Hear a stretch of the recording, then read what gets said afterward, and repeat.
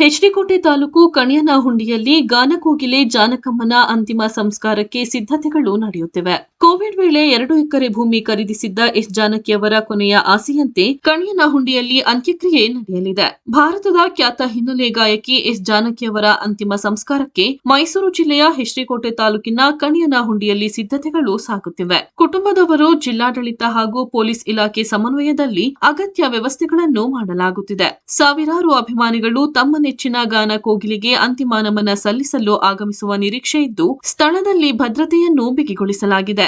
ಜಾನಕಮ್ಮ ಅವರ ಅಂತಿಮ ಯಾತ್ರೆಯ ಬಳಿಕ ಇಲ್ಲಿಯೇ ಸಕಲ ಸರ್ಕಾರಿ ಗೌರವಗಳೊಂದಿಗೆ ಅಂತಿಮ ಸಂಸ್ಕಾರ ನೆರವೇರಲಿದೆ.